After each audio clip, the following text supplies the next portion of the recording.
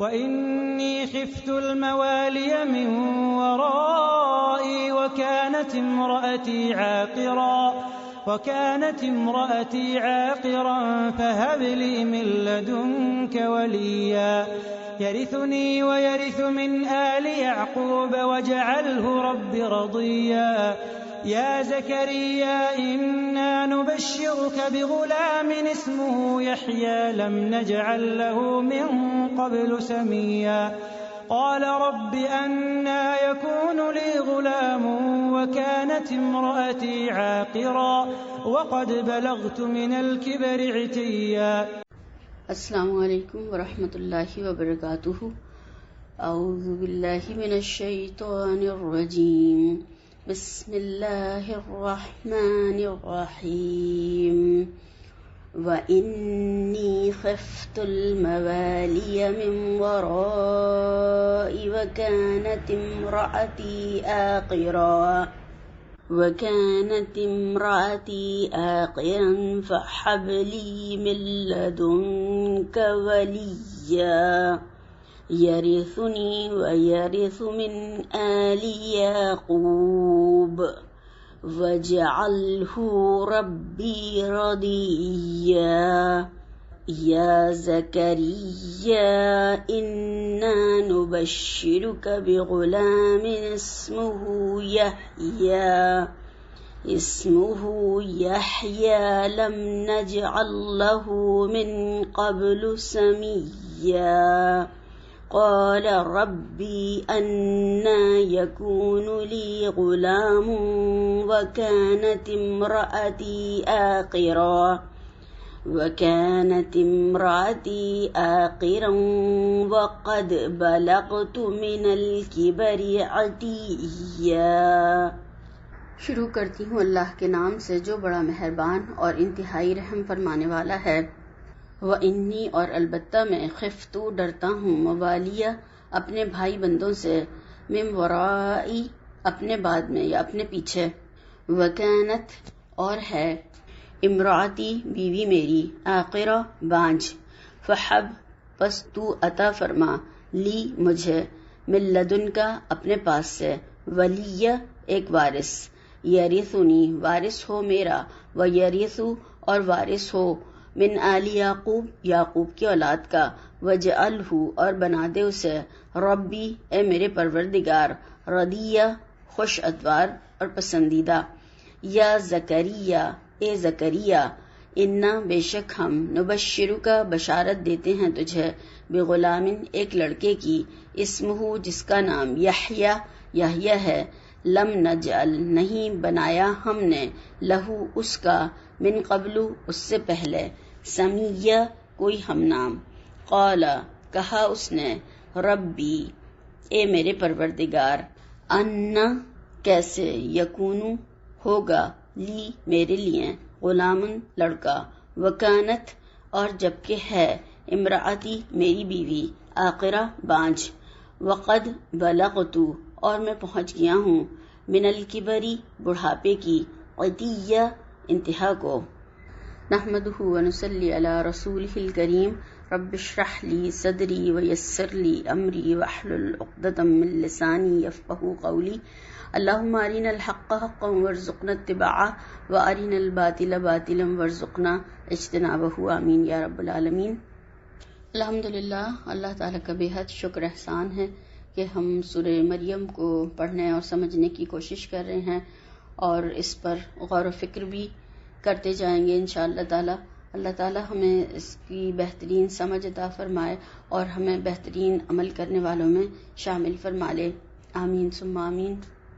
یہ سورہ مریم جیسا کہ ہم اس کو پڑھنے اور سمجھنے کی کوشش کر رہے ہیں تو ہم دیکھیں گے انشاءاللہ تعالیٰ کہ یہ بہت ہی خوبصورت اور منفرد صورت ہے اور قرآن کی یہ وہ واحد صورت ہے جس کا نام ایک عورت کے نام پر رکھا گیا ہے. یعنی وہ واحد خاتون جن کا نام قرآن کریم میں آیا اور یہ ان کی ایک خوبی بھی ہے کہ ان کا نام اللہ تعالیٰ نے ایک صورت کے نام کے ساتھ منسوب کیا قرآن کریم میں. اور یہ آل عمران کا جو خاندان تھا نبوت کا خاندان تھا اور یہاں پر کچھ آل عمران کے خاندان کے کرداروں سے ہمارا تعارف بھی کرایا گیا ہے اور زکریا علیہ السلام کی آزمائش سے اس میں جو بات شروع ہوئی ہے، اس صورت میں پہلے حضرت زکریا کا تذکرہ ہے اور اس کے بعد میں حضرت مریم کا آئے گا آگے. آل عمران میں پہلے حضرت مریم کا تذکرہ ہے، پھر حضرت زکریا کا بیچ میں ذکر آیا ہے. تو ان پر اللہ تعالیٰ کی یہ رحمت ہوئی یا تھی کہ ان کو اللہ تعالیٰ نے نبوت عطا فرمائی، اور بڑھاپے میں ان کو یعنی کوئی اسباب نظر نہیں آتے تھے، اللہ تعالیٰ نے ان کو اپنی رحمت سے اولاد عطا فرمائی. تو حضرت زکریا کی جو رقت آمیز دعا ہے کہ انہوں نے چپ کے اپنے رب کو پکارا، تو اس کا واقعہ اس طرح سے بتایا جاتا ہے. آل عمران میں بھی یہ واقعہ آتا ہے کہ حضرت مریم کے خالو تھے یہ، اور ان کی سرپرستی کے لیے وہاں پر مقرر تھے، اور ان کے علاوہ ان کے حجرے میں کوئی نہیں جاتا تھا، یعنی صرف حضرت زکریا ہی ان کی ٹیک کیئر کرتے تھے اور وہی ان کے پاس جاتے تھے. تو جب حضرت مریم کے پاس بغیر موسم کے انہوں نے پھل دیکھے تو ان سے پوچھا کہ یہ مریم کہاں سے آئے ہیں؟ تو انہوں نے کہا کہ یہ اللہ کے پاس سے آئے ہیں. اور جبکہ وہاں پر کوئی آتا جاتا بھی نہیں تھا، کوئی پہنچا بھی نہیں سکتا تھا ان کو، کوئی دے بھی نہیں سکتا تھا وہاں جا کر، وہی سرپرستی کرتے تھے، وہی جو چیزیں لے جاتے تھے وہی پہنچتی تھی. مگر اس کے علاوہ جب اور انہوں نے چیزیں دیکھی، وہاں پر پھل دیکھے، تو پھر ان کے دل میں اسی وقت اس جگہ یہ خیال آیا کہ جو مریم کو بغیر موسم کے پھل دے سکتا ہے، وہ مجھے بغیر ظاہری اسباب کے اولاد کیوں نہیں دے سکتا؟ ایک بچی پر اتنی رحمتیں ہیں اللہ تعالیٰ کی، اتنی عنایات ہیں. تو پھر ان کی آہذاری اس وقت اور بڑھ گئی اور دعا مانگی انہوں نے، یعنی اس دعا میں اور زیادہ شدت پیدا ہو گئی، اور اللہ تعالیٰ سے دعا کی، ربی حبلی من لدنک ذریۃ طیبہ انک سمیع الدعاء، سورہ آل عمران آیت نمبر 38. انہوں نے کہا کہ میرے پروردگار، مجھے اپنی جناب سے، اپنے پاس سے اولاد صالح عطا فرما، تو بے شک دعا کا سننے والا اور قبول کرنے والا ہے. اور ظاہری اسباب کی طرف بھی اشارہ کر کے کہہ رہے ہیں کہ میری ہڈیاں کمزور ہو گئی ہیں اور سر بڑھاپے سے بھڑک اٹھا ہے، پھر بھی میں تجھ سے مانگ کر کبھی مایوس نہیں رہا. تو اس جملے میں ان کی عاجزی اور انکساری ہے، اور دعا کرتے ہوئے حسن ظن بھی ہے کہ وہ پورے یقین اور ایمان کی کیفیت سے دعا مانگ رہے ہیں، اور یہ دعا کے ادب میں آتا ہے.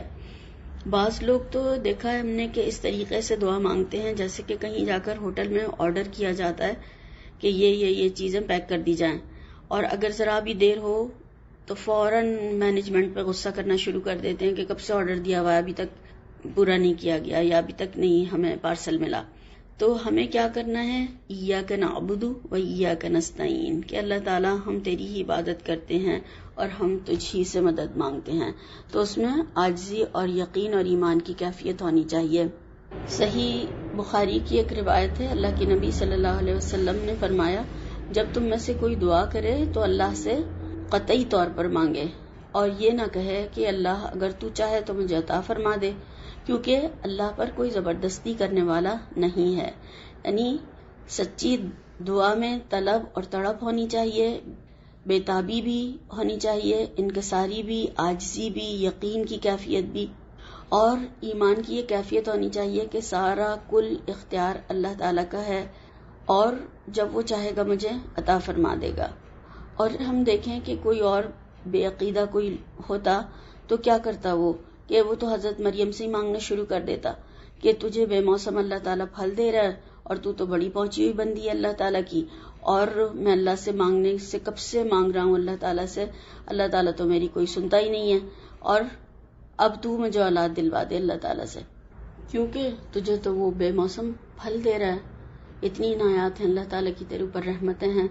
تو یہاں پر ہمیں جو سمجھا اور بتایا گیا ہمارے لیے جو سبق ہے کہ ہم اپنی دعاؤں کے طریقوں کو بھی درست کریں. اگر کسی کی نعمت بھی دیکھی ہے یا دیکھ رہے ہیں تو ہم اللہ تعالیٰ سے دعا کریں، یہ نہیں کہ ہم اس سے ہی مانگنا شروع کر دیں کہ تو ہمیں دلوا دے، تیرے پاس بہت نعمت ہیں. اب یہاں پر آیت نمبر 5 میں ان کا اولاد مانگنے کا مقصد اور غرض اور غایت اللہ تعالیٰ کے سامنے رکھ رہے ہیں کہ میں اللہ تعالیٰ اولاد کیوں طلب کر رہا ہوں، یعنی کہ اور میں اپنے بعد اپنے بھائی بندوں سے ڈرتا ہوں. انی خفت الموالیہ من ورائی وکانت امراتی عاقر، کہ میری بیوی تو بانجھ ہے اور تو اپنے پاس سے مجھے ایک وارث عطا فرما دے. یعنی مجھے صرف اپنی ذات کا وارث مطلوب نہیں ہے بلکہ آل یعقوب کا جو کہ بھلائیوں کا سرچشمہ ہے ان کا وارث چاہیے مجھے. اور موالی سے یہاں پر مراد عزیز و اقربا بھی ہیں اور بھائی بند بھی ہیں ان کے. اور حضرت زکریا کے جو بھائی بند تھے وہ اچھے لوگ نہیں تھے اور انہیں ابیہ کے خاندان میں کوئی ایسا نظر نہیں آ رہا تھا جو کہ ان کی دینی اور اخلاقی حیثیت سے اس منصب کا اہل ہو یا وہ اس منصب کو سنبھال سکے. آگے جو نسل اٹھتی ہوئی ان کو نظر آ رہی تھی وہ اس کے لچھن جو تھے وہ دیکھ رہے تھے کہ بگڑے ہوئے ہیں، وہ صحیح لوگ نہیں ہیں. تو انہیں اندیشہ یہ تھا کہ وہ ان کی وفات کے بعد ان کی آل یعقوب کی دینی روایات قائم نہیں رکھ سکیں گے اور وہ مشن جو آل یعقوب کا اصل ورثہ ہے اس کو قائم رکھنے کے لیے کوئی ایک ایسا شخص اٹھے جو خاندانی روایات کو برقرار رکھ سکے. اور انہیں ایک یہ بھی ڈر تھا کہ ان کے مرنے کے بعد رشتہ دار لوگوں کو اللہ کی راہ پر بھی نہیں رہنے دیں گے، انہیں گمراہ کر دیں گے اور میرا کوئی بیٹا ہی نہیں ہے جو کہ میری گدی سنبھال سکے یا پھر اس ارشاد کے منصب کو سنبھالے اور نبوت کا سلسلہ قائم رہ سکے. اس لیے اے مسبب الاسباب مجھے ایک وارث عطا فرما جو میرے بعد میری نبوت کا کام سنبھالے. اور اللہ تعالیٰ کے نیک بندے جو ہیں جب اپنے مستقبل کی فکر کرتے ہیں تو وہ صرف اولاد نہیں مانگتے، عمدہ نیک ایمان اور علم والی اور اچھے اخلاق والی اولاد کا اللہ تعالیٰ سے سوال کرتے ہیں. اور یہ دعا اتنی بہترین دعا ہے کہ ہر جوڑے کو شادی کے بعد میں یہ دعا ضرور اللہ تعالیٰ سے کرنی چاہیے کہ اللہ تعالیٰ ہمیں پاکیزہ اور صالح اولاد عطا فرما تاکہ پھر یہ اولاد کل کے لیے ہمارے لیے صدقہ جاریہ بن سکے انشاءاللہ تعالیٰ. آمین ثم آمین. پھر فرمایا یرثنی و یرث من آل یعقوب وجعلہ ربی رضیہ، جو میری اور اولاد یعقوب کی میراث کا مالک ہو اور اے میرے پروردگار اس کو خوش اتوار بنانا. ان کو اپنی حویلی، کوٹھی، جائیداد یا مال کا وارث نہیں چاہیے تھا بلکہ دین کا وارث چاہیے تھا کہ یہ مشن چلا سکے. خاندان میں تو کوئی ایسا مجھے نظر نہیں آ رہا. تو ہمیں بھی پھر یہ دعا کرنی چاہیے کہ وہ ہمارے مشن کے ساتھی ہوں، یعنی ایسی اولاد عطا فرما، ایسے بچے ہوں ہمارے کہ وہ جو ہمارے کام کو آگے بڑھائیں. اور اللہ تعالیٰ کبھی کبھی اولاد کے بجائے ایسے مشن کے ساتھی دے دیتا ہے کہ وہ اپنوں سے بھی زیادہ محبت کرنے والے ہوتے ہیں. ورنہ کبھی کبھی اولاد والوں کو بھی ایسا دیکھا ہے کہ وہ تنہا ہوتے ہیں اور روتے ہوئے دیکھا ہے کہ وہ اولاد بڑھاپے میں ان کو چھوڑ کر چلی گئی اور پوچھتی بھی نہیں ہے.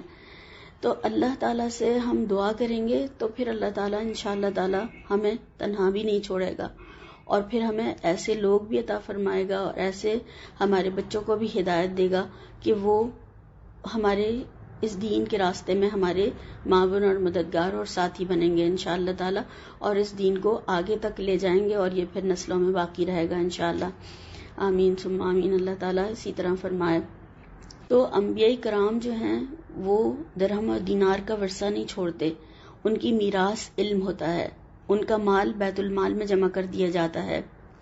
بخاری کی ایک روایت میں ہے اللہ کے نبی صلی اللہ علیہ وسلم نے فرمایا کہ ہمارا مال ورثے میں نہیں بڑھتا بلکہ صدقہ کر دیا جاتا ہے. یعنی انبیاء کرام کا جو مال ہوتا ہے وہ صدقہ کر دیا جاتا ہے بعد میں جو بھی کچھ ان کا اگر ہوتا ہے تو. اور پھر ایک اور ترمذی کی روایت میں آتا ہے کہ ہم نبیوں کا مال ورثے میں نہیں بانٹا جاتا.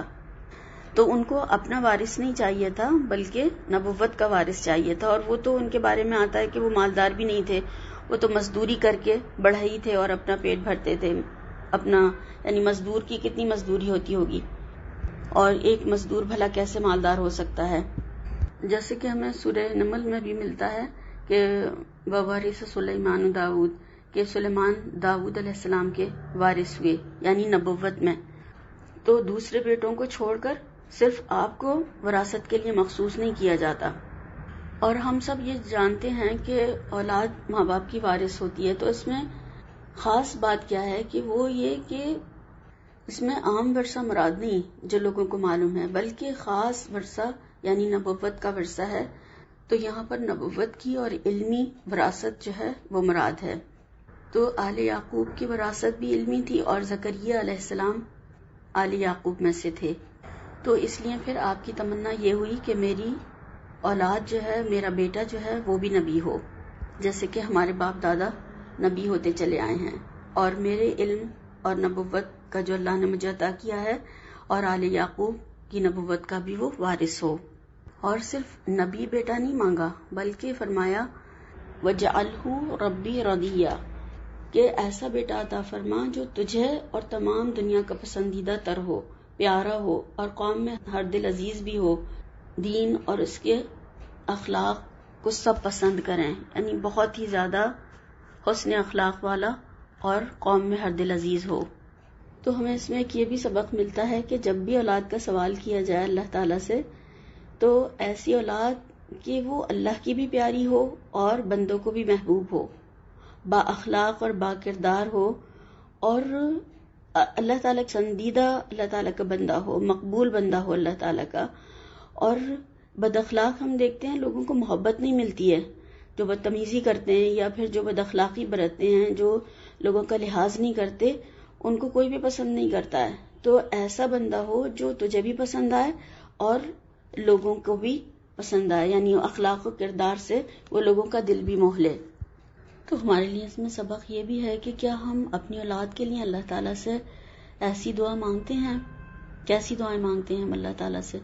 تو ہم اپنی دعاؤں کو ریوائز کرنے کی بھی ضرورت ہے، اور اس دعا میں جو کہ ابھی حضرت زکریا کی میں نے آپ کو بتائی تھی، ربی حبلی من لدنک ذریۃ طیبہ انک سمیع الدعاء، تو اس میں یہ والی خوبصورت دعا کا ٹکڑا بھی ایڈ کرنے کی ضرورت ہے، وَجَعَلْهُ رَبِّي رَضِيًّا، اللہ تعالیٰ اپنے پاس سے پاکیزہ اولاد عطا فرما، اور تو دعاؤں کا سننے والا ہے، اور اس کو اپنا پسندیدہ بندہ بنا لے، مقبول بارگاہ بندہ ہو، پسندیدہ ہو، خوش اتوار ہو، اور وہ دنیا میں بھی ہر دل عزیز اور مقبول ہو۔ اور پھر ایسی نیک اولاد سے ہم دیکھتے ہیں کہ دنیا میں بھی انسان کی آنکھیں ٹھنڈی ہوتی ہیں۔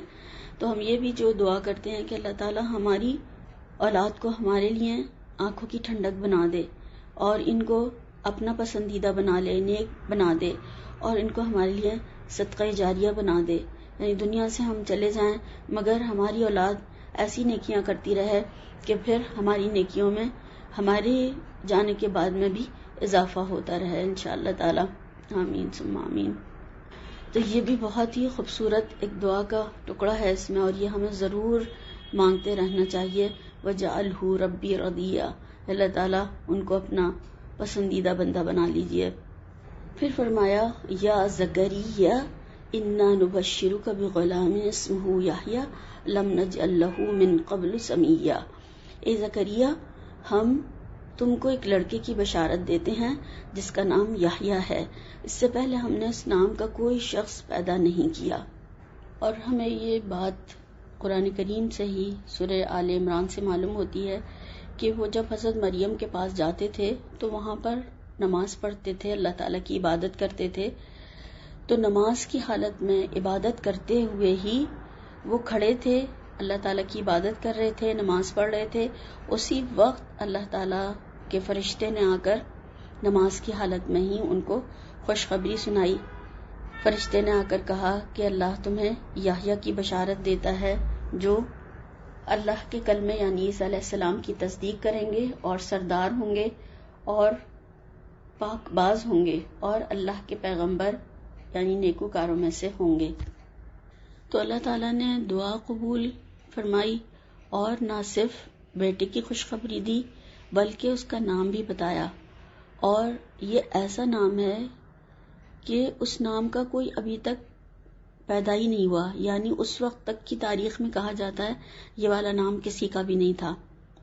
اور یحییٰ کے معنی زندگی والے کے ہیں، زندہ رہنے والے کے، حی سے ہے، یعنی یونیک نیم، نیا نام، بالکل ایسا نام جو کسی کا تھا ہی نہیں۔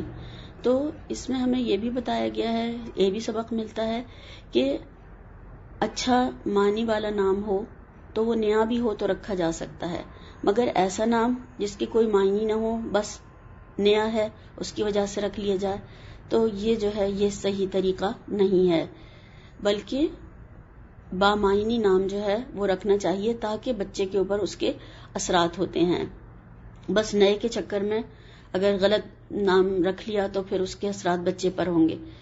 تو یحییٰ کا مطلب جیسے کہ ہم نے ابھی دیکھا زندہ رہنے والا، تو اس زندہ رہنے والے کے نام میں بھی دیکھیں کتنی بڑی ایک طرح کی خوشخبری بھی دی گئی ہے کہ ان کا نام قیامت تک اس کتاب میں زندہ رہے گا. تو اللہ تعالیٰ سے مانگنے والے، سوال کرنے والے کبھی محروم نہیں رہتے ہیں. اللہ تعالیٰ نے بیٹا بھی دیا اور ایسا نام بھی بتایا کہ جو آج تک کبھی کسی کا ہوا ہی نہیں. ایسے اوصاف والا بچہ، ان کے جو آگے اوصاف بھی بتائے جائیں گے، اور ایسا کہ کوئی ان جیسا نہیں ہوا. تو اتنی اللہ تعالیٰ کی رحمت ہے ان کے اوپر کہ اللہ نے ان کو اس طریقے سے اولاد عطا فرمائی. تو ہم دیکھیں کہ کیا ہم اللہ تعالیٰ سے ایسی اولاد کا سوال کرتے ہیں، اس لیے اولاد مانگتے ہیں کہ وہ ہمارے دین کے ساتھی ہوں یا دائی بنیں، اللہ کا کلمہ بلند کریں اور تیرے پسندیدہ ہوں. اگر اللہ تعالیٰ سے محبت ہوگی تو پھر اس طریقے کا سوال کریں گے، ورنہ اللہ سے محبت نہیں تو اللہ کے پسندیدہ بندے کیا مانگیں گے. تو ہمیں کیا اس بات کی فکر ہوتی ہے کہ ہمارے بچے ہمارے لیے صدقہ جاریہ بنیں. آج ہم دیکھیں تو بچے جو ہیں وہ صرف پل رہے ہیں، یعنی تربیت نہیں ہو رہی ہے ان کی جیسے کہ پہلے ہوتی تھی. اور ایک اور بات یہ بھی اہم ہے کہ نام رکھنے کے حوالے سے آج ہمیں جو ہے جیسے کہ عبد الرحمن یا عبداللہ، مریم، عائشہ، فاطمہ، یہ والے نام جو ہیں وہ پرانے لگنے لگے ہیں. لوگ کہتے ہیں کیا نیا نام لائیے، نیا نام رکھیے، چاہے اس کے معنی اچھے ہوں یا نہ ہوں، اور وہ اگر اچھے نہ بھی ہوں تو بھی رکھ لیتے ہیں. اور کچھ لوگوں کا طریقہ یہ ہے کہ قرآن کھولتے ہیں، جو آیت سامنے آتی ہے اس میں سے وہ بھی جو بھی کوئی لفظ ان کو سمجھ میں آیا یا پسند آیا وہ نام اٹھا کے وہ رکھ لیا، وہ چاہے وہ اس کا معنی کچھ صحیح ہو یا نہ ہو. تو نام بھی سوچ سمجھ کر اور اچھے رکھنے چاہیے. جو پسندیدہ نام بتائے گئے وہ رکھنے چاہیے تاکہ وہ اللہ کے پسندیدہ بندے بنے اور ہمارے لیے صدقہ جاریہ ہوں، ہمارے لیے آنکھوں کی ٹھنڈک بنے اور اللہ کے بھی پسندیدہ بندے ہوں. کیونکہ نام کے بہت اثرات ہوتے ہیں اور قیامت کے دن بھی اپنے باپوں کے نام کے ساتھ میں اٹھائے جائیں گے. تو اس لیے اچھے نام رکھیں تاکہ اچھے ناموں سے پھر انشاءاللہ تعالی قیامت کے دن بھی اٹھائے جائیں. پھر فرمایا قال ربی انا یکون لی غلام وکانت امرأتی عاقرا وقد بلغت من الکبر عتیا. انہوں نے کہا پروردگار میرے ہاں کس طرح لڑکا ہوگا جس حال میں کہ میری بیوی بانجھ ہے اور میں بڑھاپے کی انتہا کو پہنچ گیا ہوں. اب ہم یہاں پر یہ دیکھیں کہ دعا بھی کر رہے ہیں اور اللہ سے سوال کر رہے ہیں، یقین کے ساتھ کر رہے ہیں، یہ بھی کہہ رہے ہیں کہ کبھی مانگ کر محروم نہیں رہا.